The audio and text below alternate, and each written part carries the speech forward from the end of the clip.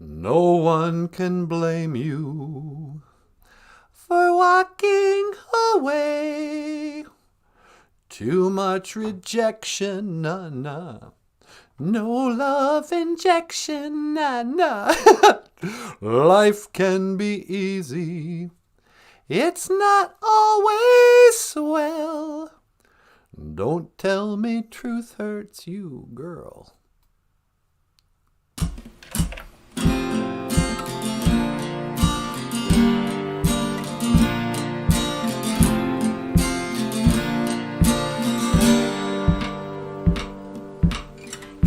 Welcome to BOOZHOO NANABOOZHOO, the podcast about Ojibwe language and culture. I'm happy to be here with you today to speak Ojibwe and learn about the language and culture. Everything that you wanted, I have done. You asked a child to take me, I took it. You cowered before me, I was right. I have reordered time. I have turned the world upside down, and I have done it all for you. I'm exhausted from living up to your expectations. Hey everybody! Isn't that generous? Welcome back to the show! Welcome back to BOOZHOO NANABOOZHOO, the podcast about Ojibwe language and culture. I am Natasha, and over there is, of course, Michael Lyons. How you doing, Michael? Wait. Look, Sarah. Look what I'm offering you. Your dreams. And my kingdom is great. I ask for so little. Just let me rule you. And you can have everything that you... That's what I'm always saying, sweetie.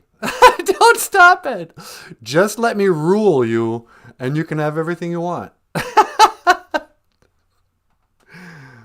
We're going to be talking about Labyrinth today, but I just wanted to look at this little scene. Kingdom is great. Damn. Now watch it. Quit swearing, young lady. Just fear me. Love me.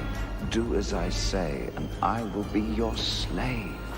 Yeah, sweetie. My kingdom is great.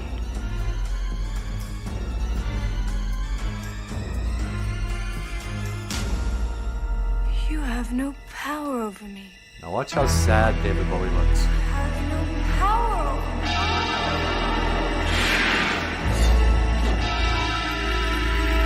Such a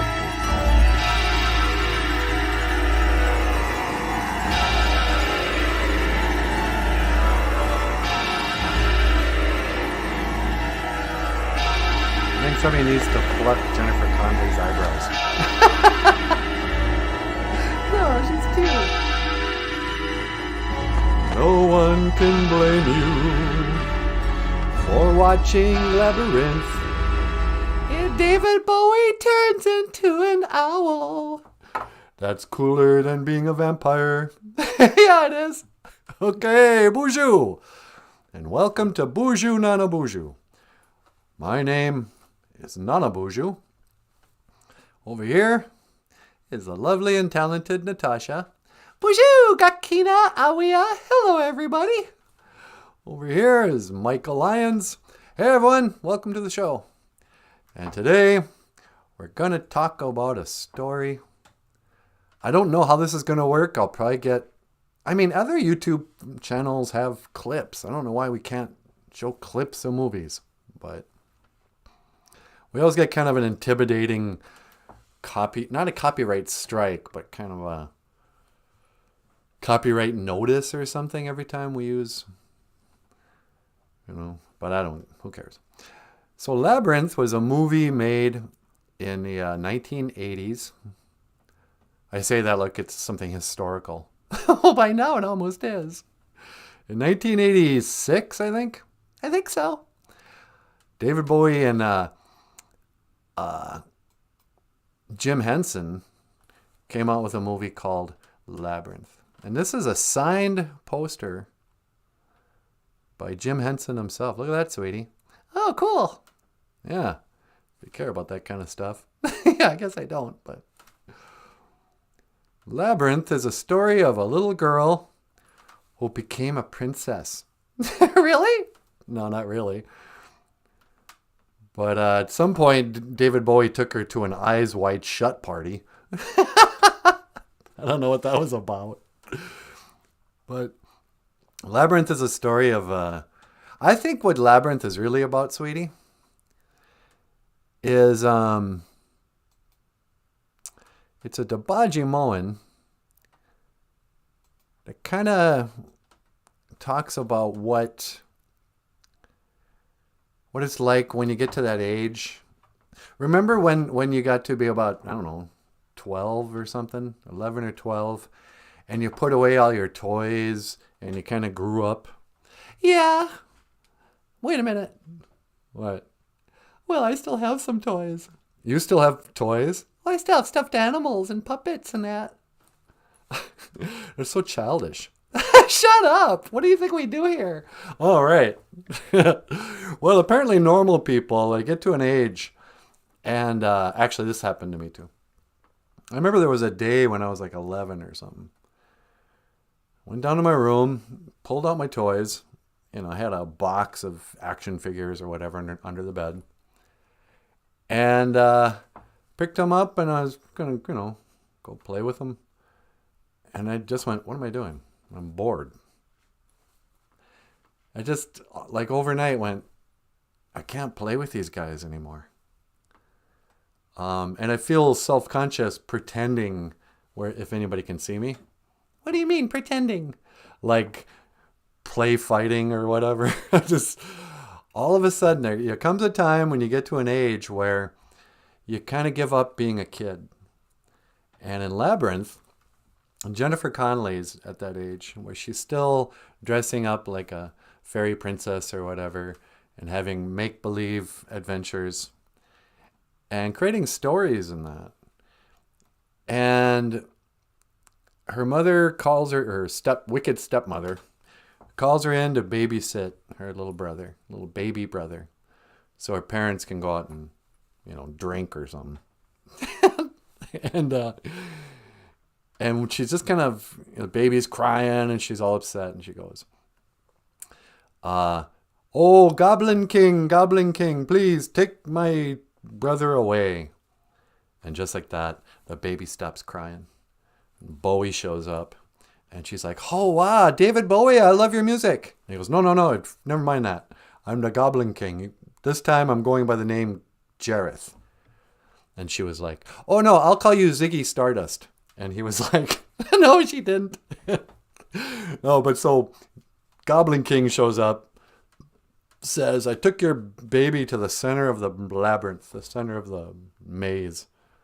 You got to fight your way through dangers untold and all that. And eventually she makes her way. He keeps on trying to trip her up.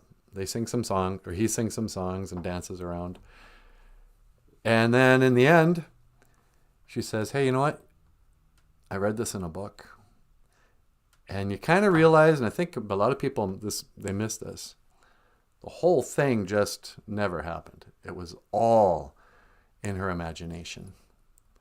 Because she tries to remember that one line, and it's a meaningless line, but it's from a book. A Mazinit Igun, a book. And it says, through dangers untold and hardships innumerable, I have fought my way to beyond the Goblin City, or whatever. And she goes, you have no power over me. And he takes this crystal ball and he throws it up. And what that kind of symbolizes, like, my fantasy world has no power over me.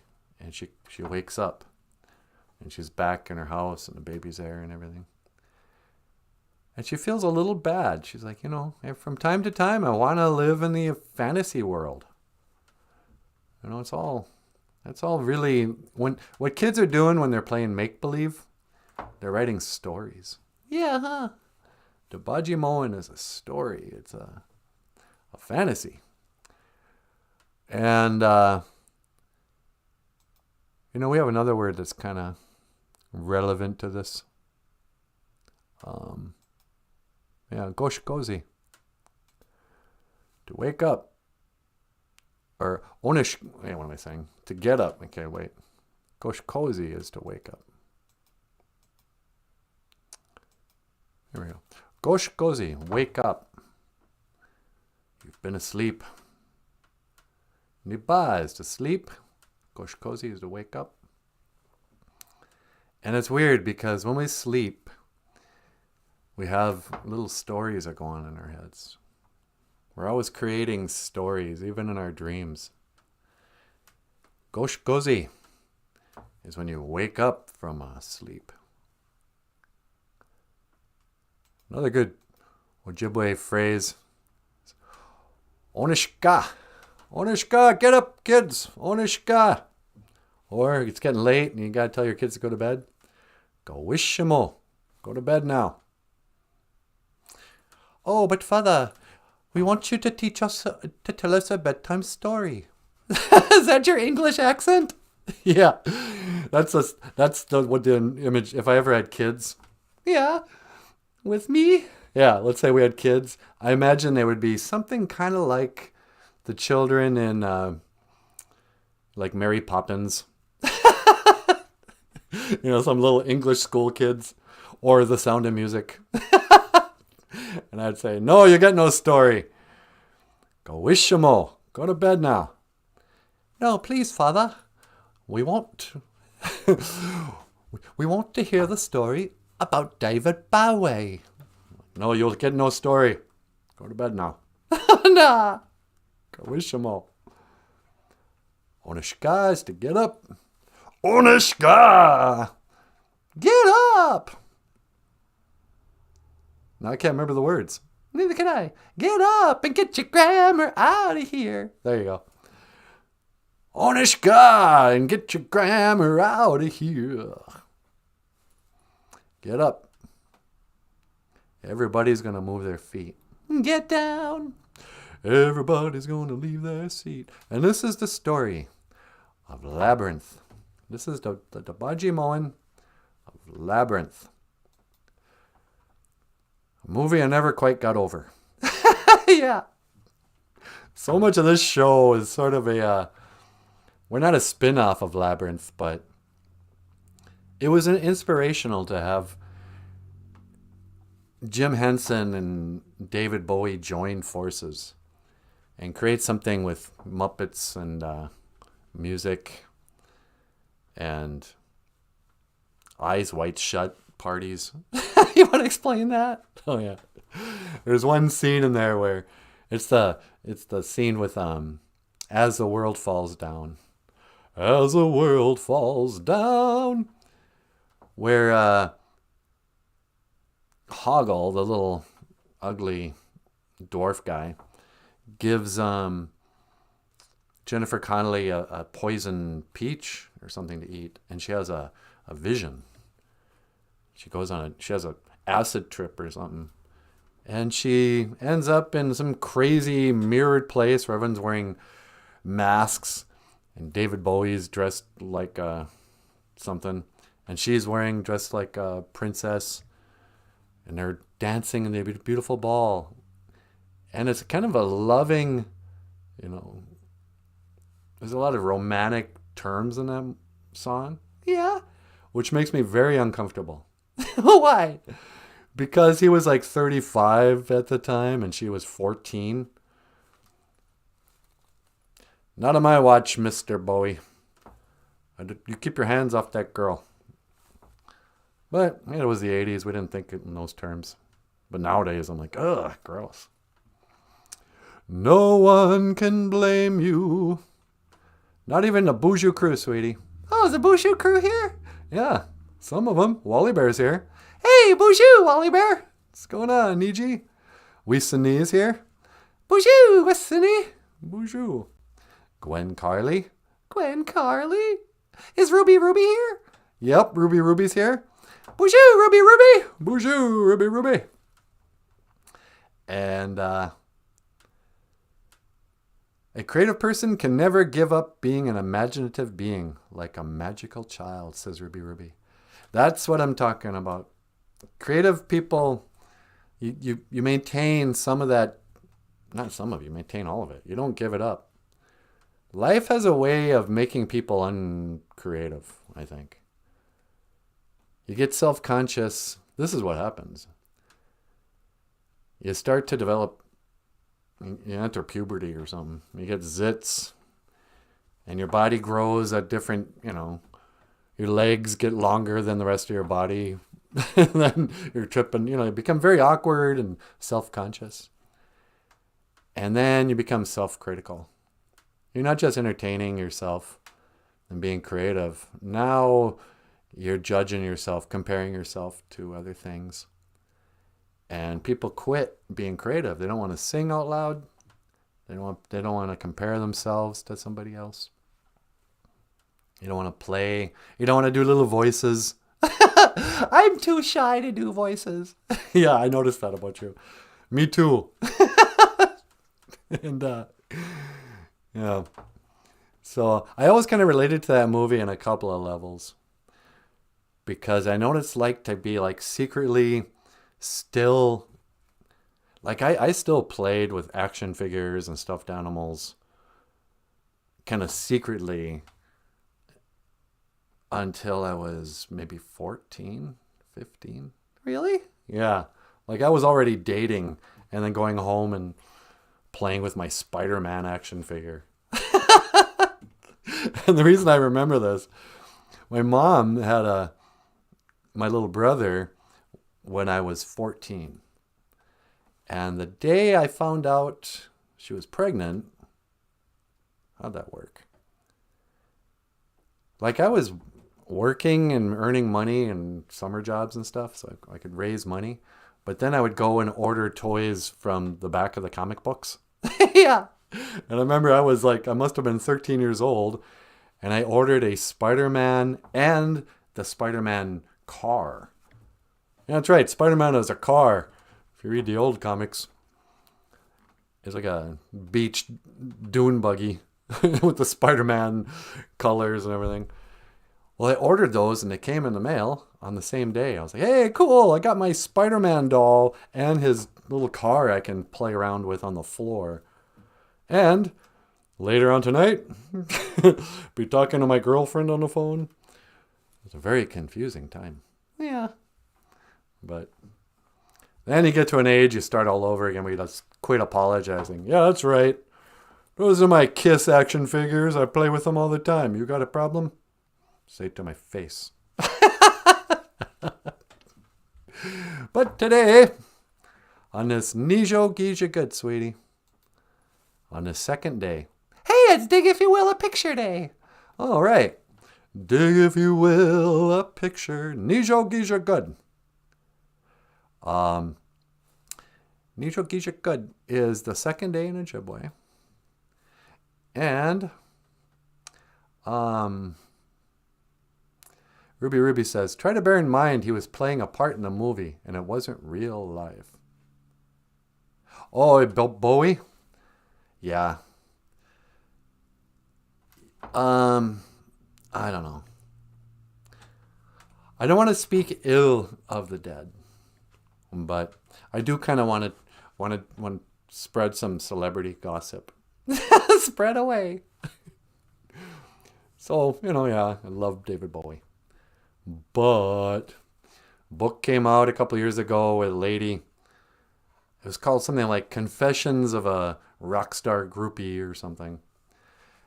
And it's a lady who's all grown up now, but when she was 13 years old, she, I'm not sure how to put this. She was with David Bowie when he was Ziggy Stardust. And she told the story of him coming in after a show, some fancy Hollywood hotel, wearing a kimono, full Ziggy, and got in the bath with her and all that crap. And she was telling the story she wasn't saying, oh, I was raped by David Bowie. But she was 13 years old. And so there's that. And I also read I remember I read that Labyrinth, the screenplay, before they made the movie. Yeah. Is Spielberg part of that movie? I don't know. He might be. Because it's as creepy as any Steven Spielberg movie. And those all suck too, by the way, you guys. Spielberg's a total pervert. Pedophile, whatever. But in the original script, it opens up, David Bowie, Jareth, the Goblin King, comes into the house and he starts like combing her hair. The original screenplay, there's a lot more relationship stuff between David Bowie and Jennifer Connelly. You mean Jareth and Sarah? Yeah, Jareth and Sarah, I should say. The characters they played in the movie. But I don't know. Maybe our Ojibwe word of the day should be grooming. I guess it's no longer politically correct to call out groomers. They're a protected class. Wally Bear says, MJ, did you make captain yet? I recommended you. They promoted me to Fleet Admiral. Oh, we got a couple of Star Trek ensigns in the BOOZHOO crew. Wally Bear's a Fleet Admiral. Talk about still playing like you're a kid. Yeah.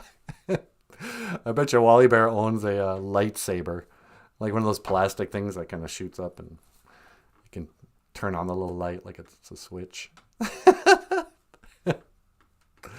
Okay. Was I going to call David Bowie or something today, sweetie? You talked about it, but we don't have his picture. We don't, do we? I have to cough. Use the cough button. Okay. I'm going to push the cough button and then cough. Excuse me one moment.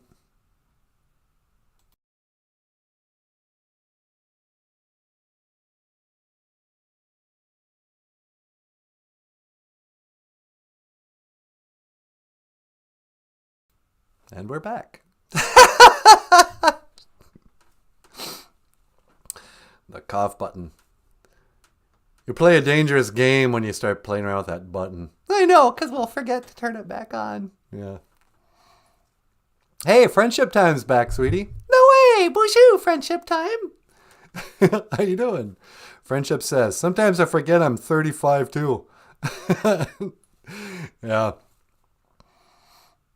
I think that's why I still like the same things I liked when I was a kid.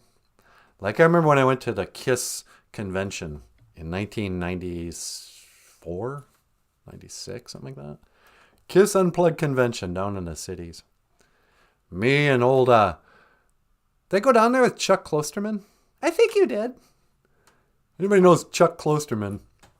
He's a writer and kind of famously KISS fan or whatever. He used to be a friend of mine in college. And we went to the KISS Unplugged convention. And like Chuck had already interviewed rock stars, and I think he interviewed Paul Stanley on the telephone. And, he was too cool to be all starstruck, but I wasn't. I was totally starstruck. And I'm sitting down there, and I got there early, tried to get up close to the stage, and, I'm sure my mouth was half open the whole time. It's going,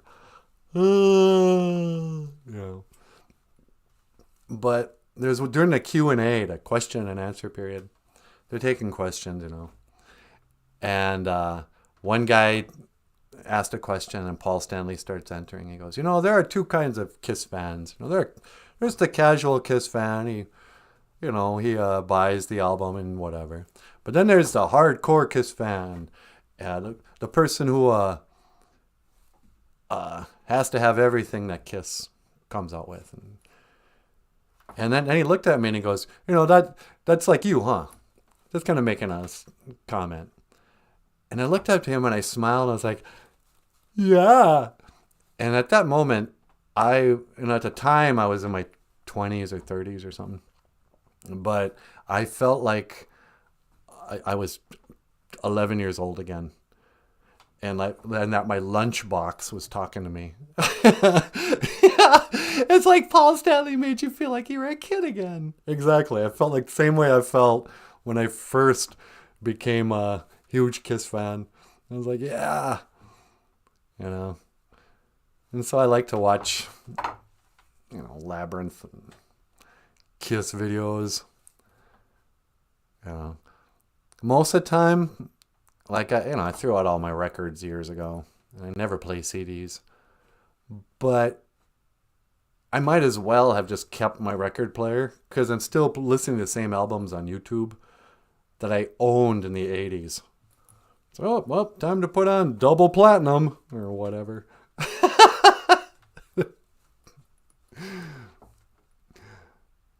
I prefer medieval weapons, says Wally Bear.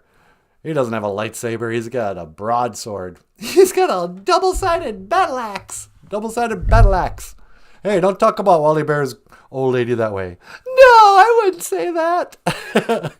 I hear she's a real old battle axe. I don't know. Vinyl sounds way better than digital, says Ruby Ruby.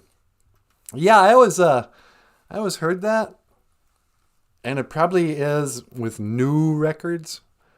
But when I got a DVD player back in the day, all my records by this time had been played so much and dusty, and some of them skipped, that they actually didn't sound very good at all. I couldn't tell because I was used to my records. But my first DVD player, I was like, CD player. Yeah. My first CD player, I was shocked. I couldn't believe. I was like, what? There's no skips. There's no hissing. I don't have to get up and flip the record over every 20 minutes. But now I kind of miss the ritual. The ritual of playing records? Yeah. I don't think we realized that it was part of the ceremony of listening to music. Back in the days of the grandfathers. You kids won't remember this, but I'm old, so I remember. Back in the days of the grandfathers, we used to have big old long playing records. Vinyl, they called them. It was actually plastic. And your records were these great big things with artwork on them. And it was a big deal to go to the big town and buy your record.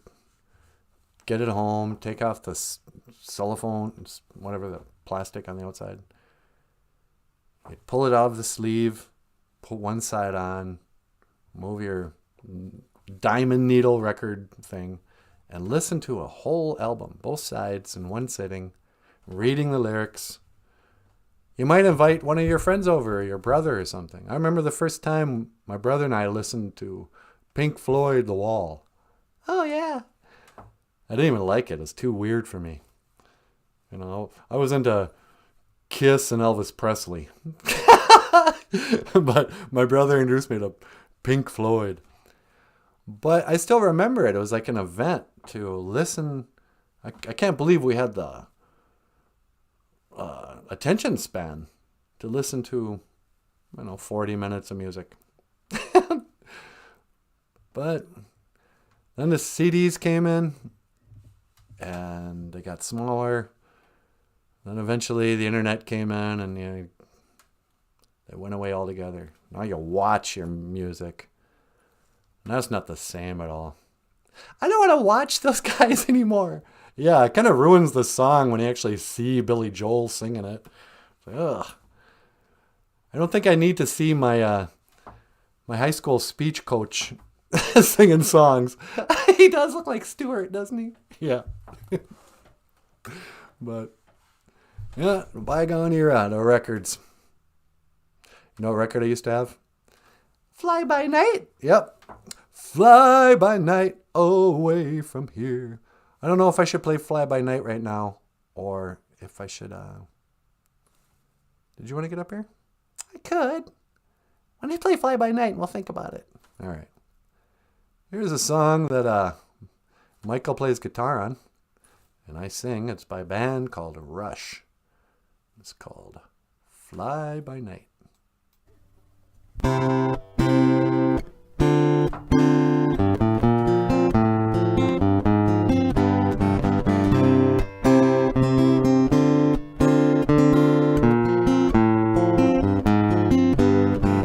Why try? Oh no, why? This feeling inside me says it's time I was gone. Clear head, new life ahead. It's time I was king and not just one more pawn. Fly by night away from here. Change my life again. Fly by night, goodbye my dear. My ship isn't coming and I just can't pretend.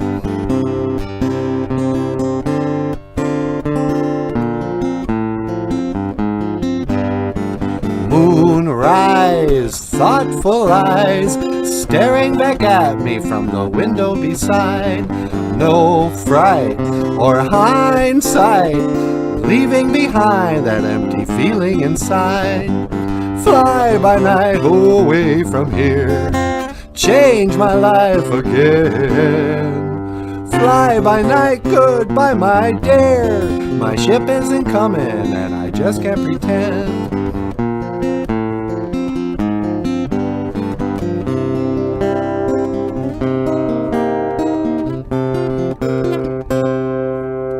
Start a new chapter, I'll find what I'm after. It's changing every day.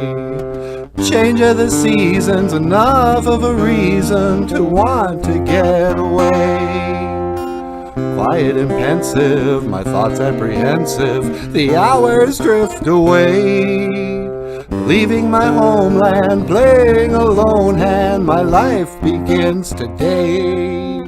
Fly by night away from here, change my life again. Fly by night, goodbye my dear. My ship isn't coming and I just can't pretend. My ship isn't coming and I just can't pretend. My ship isn't coming and I just can't pretend. Oh, sweetie, that was great. Oh, Fly by ladies night and gentlemen, on the away guitar, from here. Michael Lyons. Thanks. Fly by night away from here. Drink some coffee with me. No. You were pretty sad when that old Neil, is it Peart? Yeah, I think it's Peart. I always called him Neil Peart, like Peart Plus. But weren't you sad when Neil Peart died? Yeah. I mean, I'm not the biggest Rush fan, but I just have so much respect for, especially the lyrics Yeah, and the drumming. yeah. Anywho, so what's going on, party people? No. My name is Natasha, and today we still haven't gotten around to dig, if you will, a picture. Nijo Geisha Good is the second day, and on Tuesdays we like to share a picture. I wonder if I have one.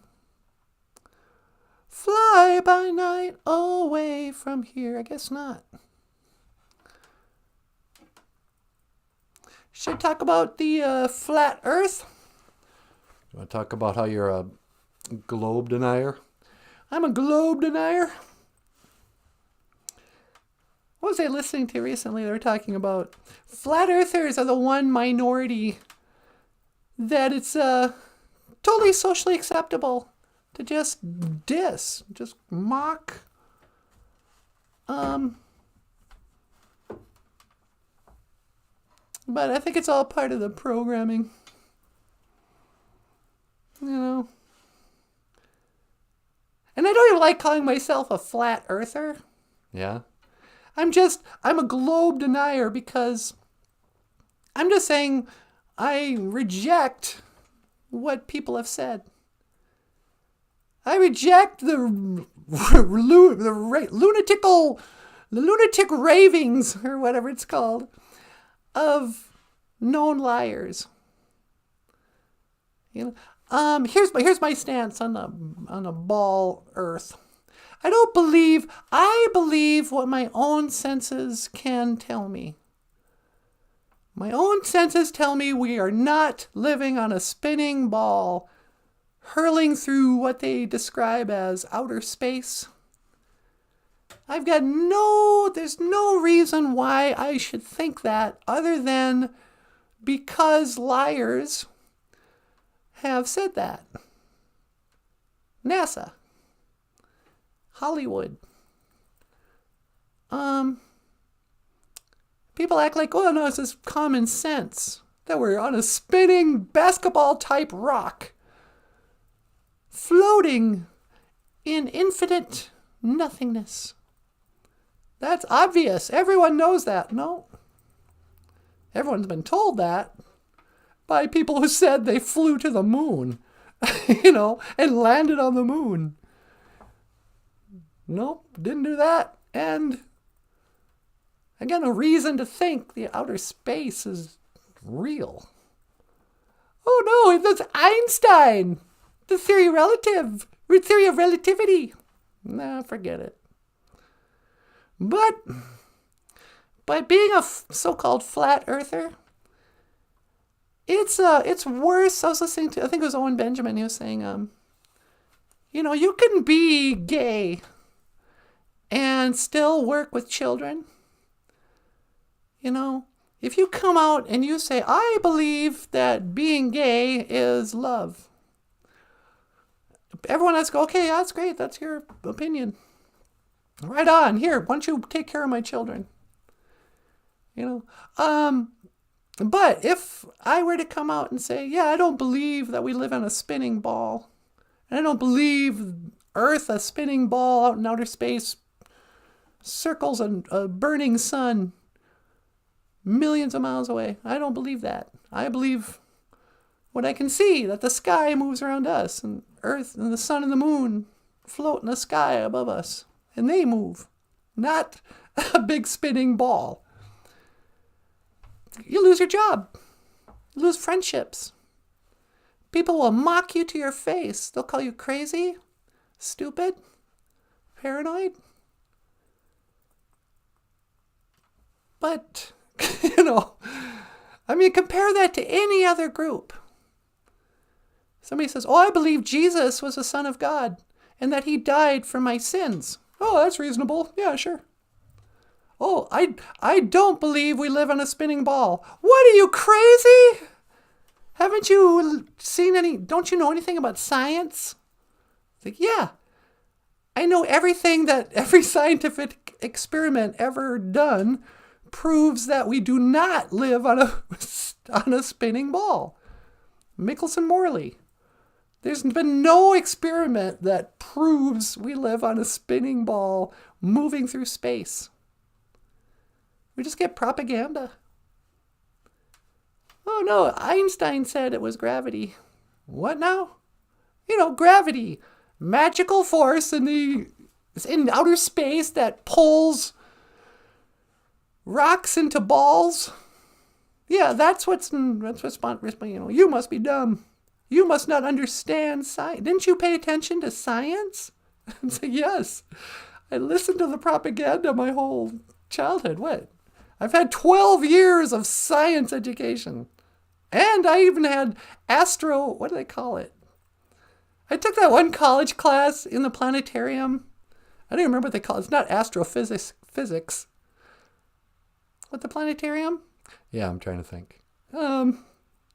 Astronomy. Yeah, astronomy. I took astronomy in college. And I remember even then kind of going, well, that's weird.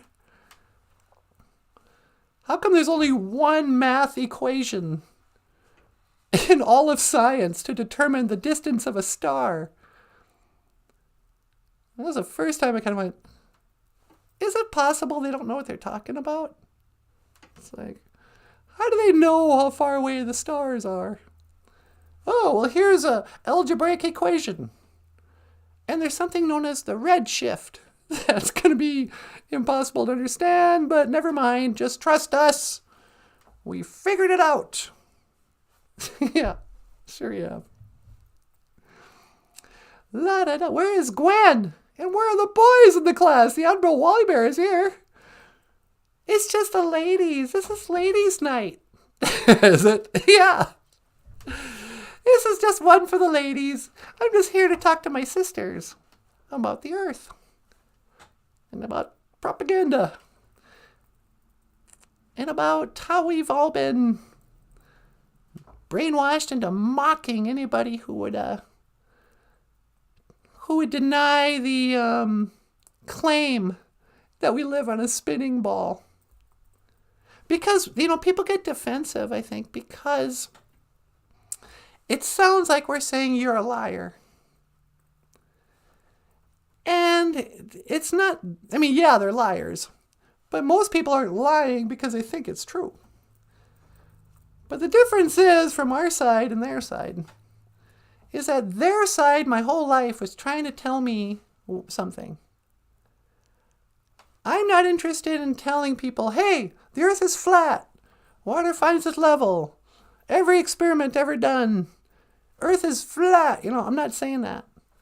I'm just saying the earth is not round and spinning. Outer space is fake.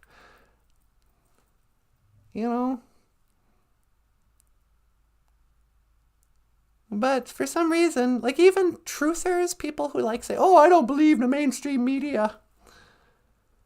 They'll mock flat earthers. They'll say, well, I'm not a conspiracy theorist. I'm not a flat earther. But I'm just saying it's pretty suspicious, blah, blah, blah. I'm like, hey, shut up. Don't say that. You're not a flat earther. Okay, fine. You don't have to be anything. That doesn't mean that we live on a spinning ball. But who cares? Who cares, sweetie? Not me. Not me. I care a little bit. Yeah, me too. Hey, why don't I go outside and say a prayer? Good idea. Okay. Can you send me out somewhere, like by a pond or something? I have just the place. All right. I'm going to go outside, put out some tobacco. Tobacco. I got to learn not to, mumble my words. Oh, you speak fine. I need to articulate. I'm not very articulated. All right, when to teleport. Make it so, number one. No.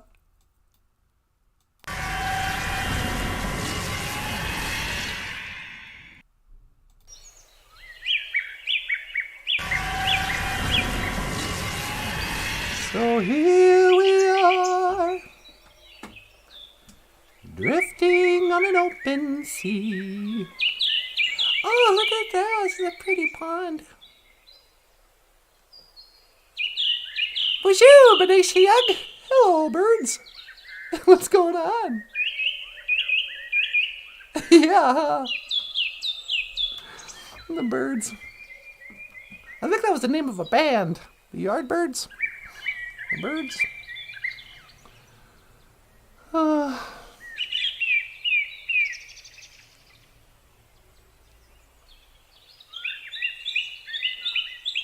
Grassroots Indians. Oh yeah, you walk far enough, you walk right off the earth. Well, that's assuming that outer space is real.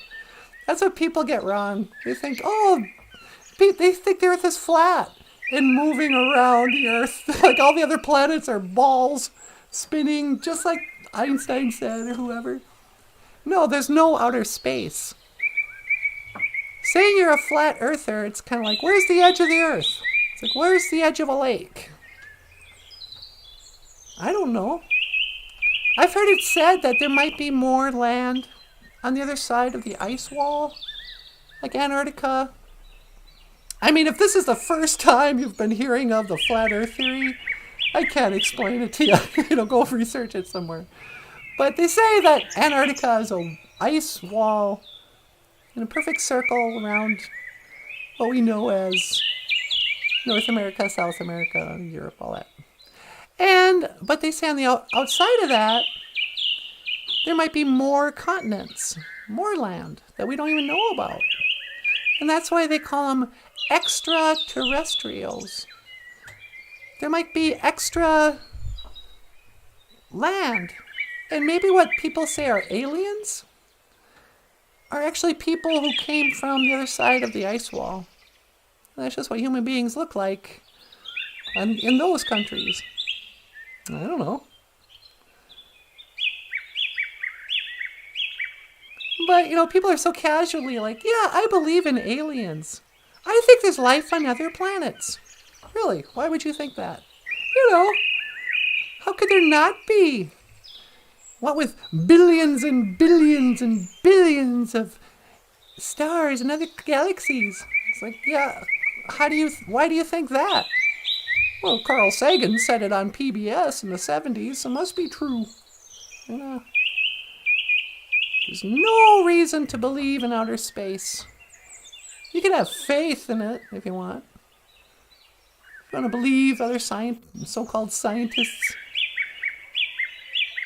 But if you didn't grow up where the beginning of every movie showed a globe, and that every classroom had a globe in it, and that every story somehow, from Columbus to whatever, would sort of hint at proving the earth is round. It's all a... And again, I don't know why or what happened. I suspect it's satanic and they're trying to make you not believe in God, but I have no way of knowing that. But I have no reason to believe we live on a spinning ball. If the earth was spinning, why am I talking about this? But if the earth was spinning, we wouldn't need airplanes. We would just go up in a balloon and wait for the earth to move underneath our feet. And we could land again.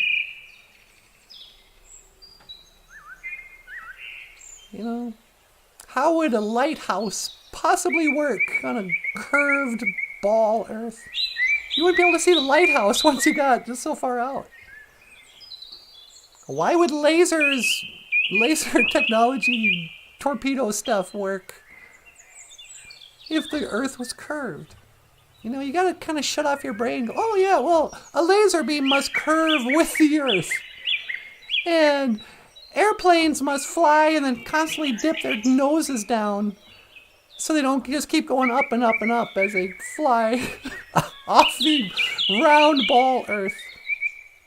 It's idiotic. But we were all brainwashed to believe it.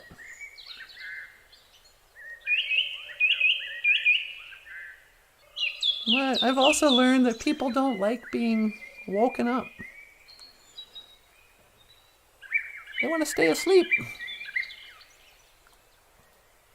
Niba. I know I sound arrogant when I say, Koshkozi, wake up. You've been asleep. I was too.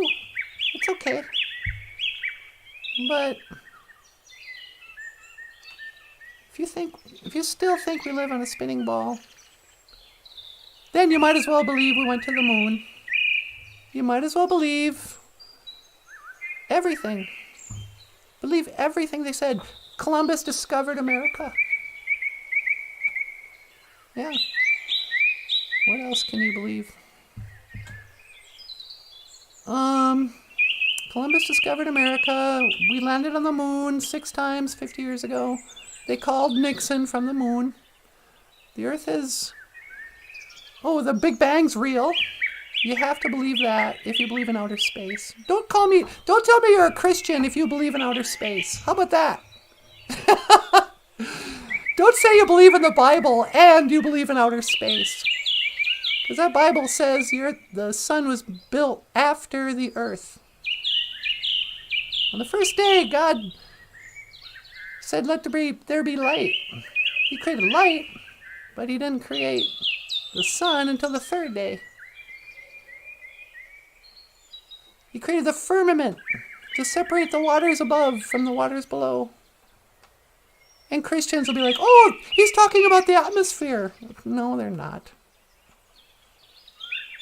The water in the atmosphere, clouds. Nope.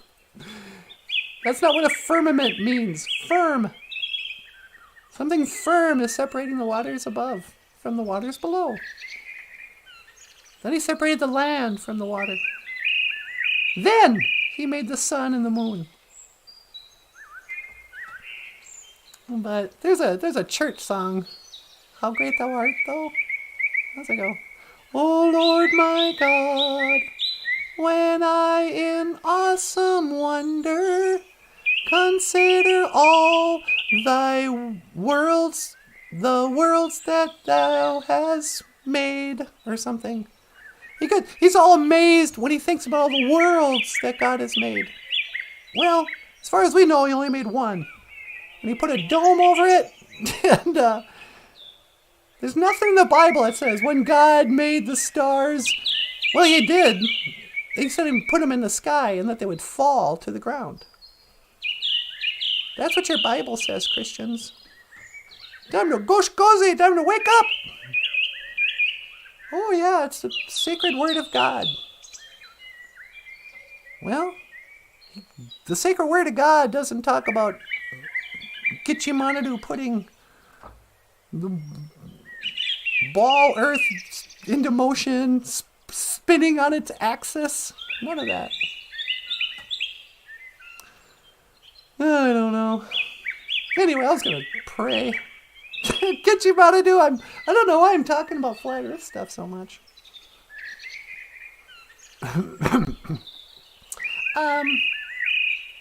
But here's a little tobacco. Please accept my tobacco, Great Spirit. Taga udapanan niwi asema Gitchimanadu. And thank you for everything that you do today. Dash miigwech ka iji kakina keku ka iji chikean nungum. And please help me to speak well. I guess part of me is thinking I'm feeling kind of inspired, like you want me to talk about this for some reason. But Taga we duka wishin andom in a way nungum. Help me to speak well today.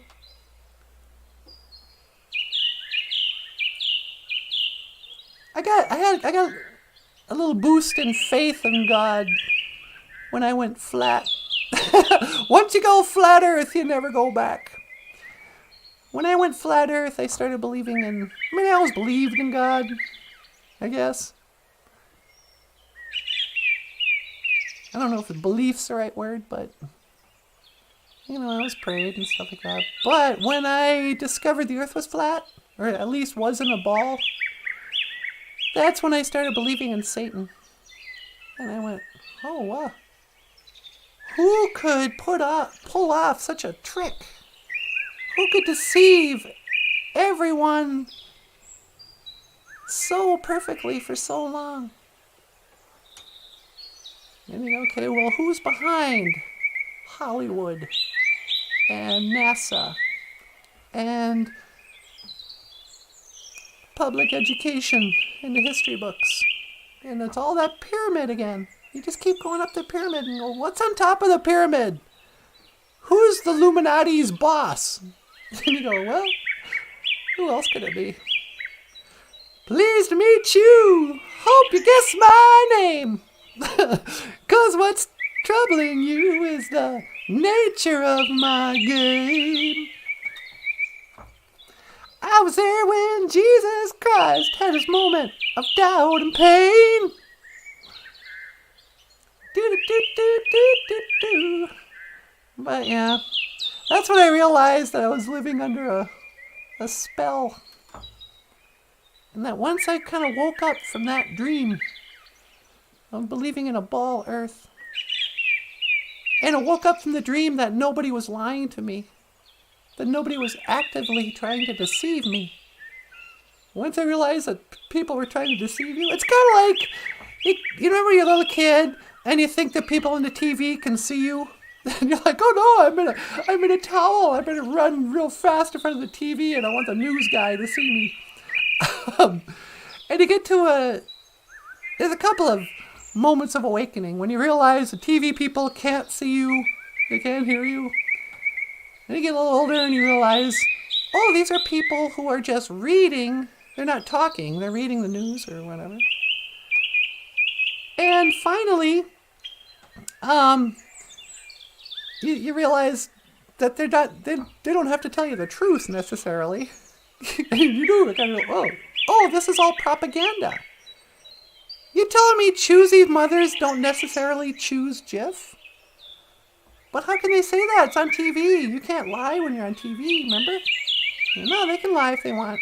If they want to sell peanut butter, you can say whatever you want. And then down the rabbit hole you go. Me and Alice down the rabbit hole. And you go, wait, how many things are they lying about? You mean Christopher Columbus didn't discover America? Why did they say it did? You know?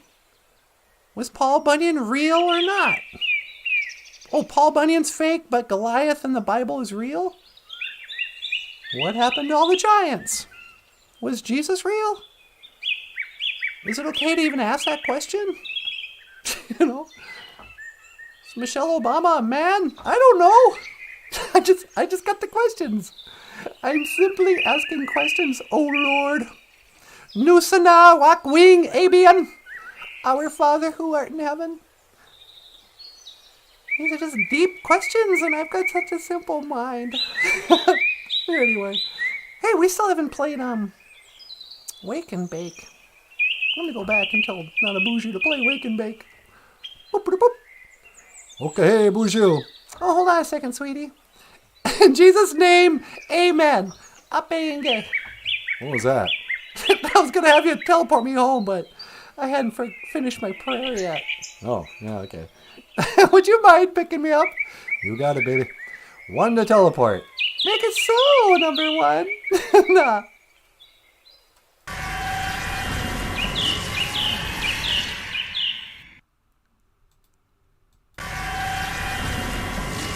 And there she is. Well, hi. Welcome back. Thank you. Did you say a prayer?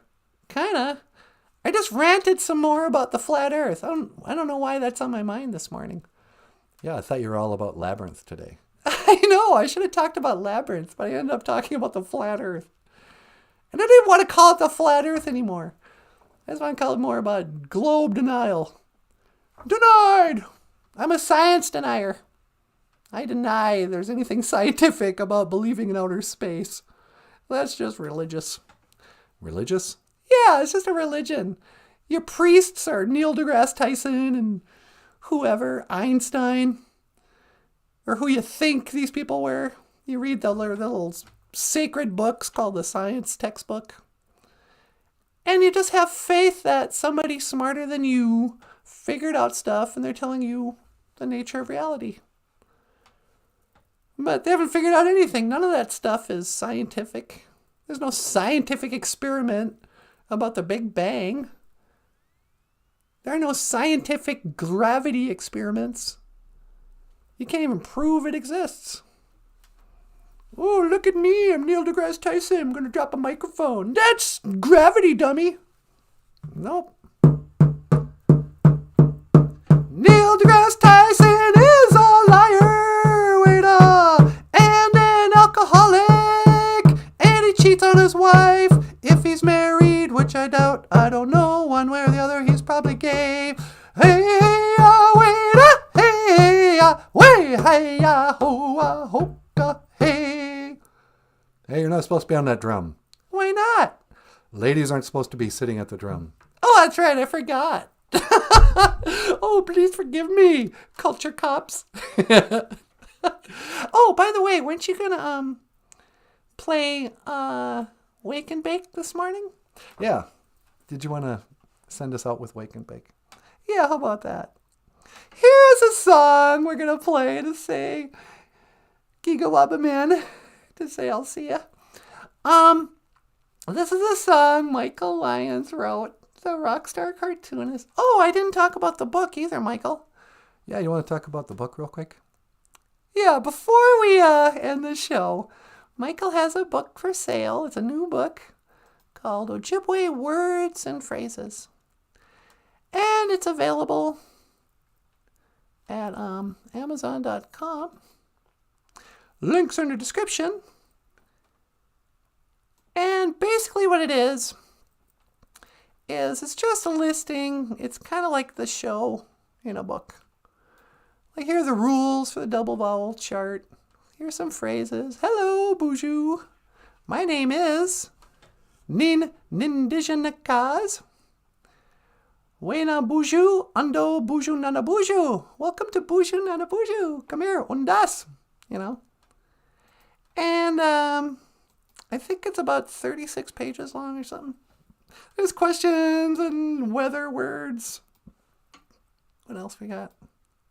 Feelings. I love you. Gizakain. Days of the week. And it's an 8.5 by 11 book. So it's kind of a big book. I mean, it's a, you know. But, so it's just listings of different handy, it's like a reference guide to Ojibwe. Ojibwe words and phrases on sale now at Amazon.com. And anyway, but that was written by Michael Lyons, the rock star cartoonist. And Michael Lyons also wrote a song called Wake and Bake. We're really going with that title. Yep. I know for a while you wanted to call it Nothing to Do with You. Yeah, I don't care anymore. Okay, here's a song called Wake and Bake. And I just want to say, miigwech, gabisandawieg. Thank you for listening.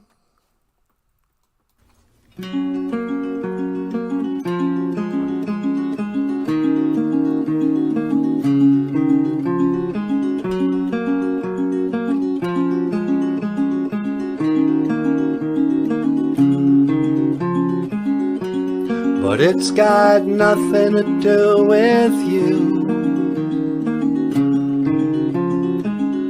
I've got no one, still you won't do. And after today I'd say we are quite through.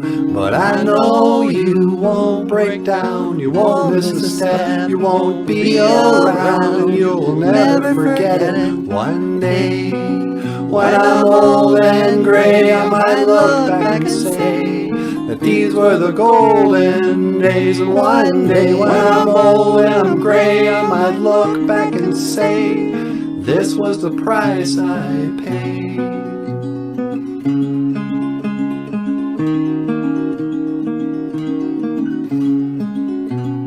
So it goes, or so they say. Time's like a mountain scale. Well, I don't know, but I can't complain. God knows I've got my own escape. And sometimes I just might, even in the middle of the night. Well, sometimes and sometimes,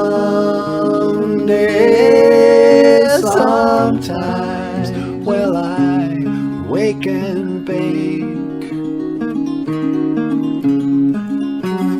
But it's got nothing to do with you.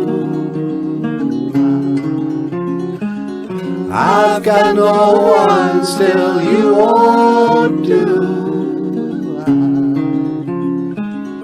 And after today I'd say we are quite through. But I know you won't break down, you won't miss a step, you won't be around, you'll never regret it. One day, when I'm old and gray, I might look back and say that these were the golden days. One day, when I'm old and I'm gray, I might look back and say this was the price I paid.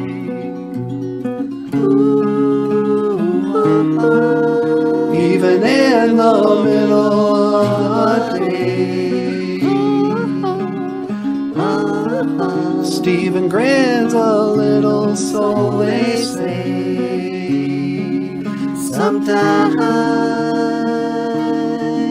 Sometimes, well, I wake and bake.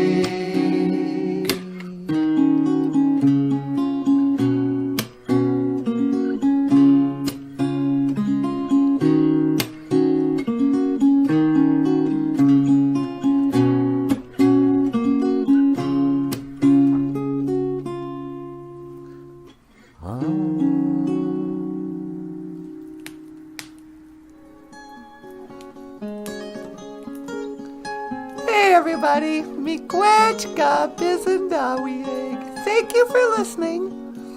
Dash miigwech ganawabieg. And thank you for watching BOOZHOO NANABOOZHOO, the podcast, the live stream podcast, honestly. Yep. About Ojibwe language and culture. I am Natasha. This is NANABOOZHOO. Okahe, miigwech kakina awaya. Thank you, everyone.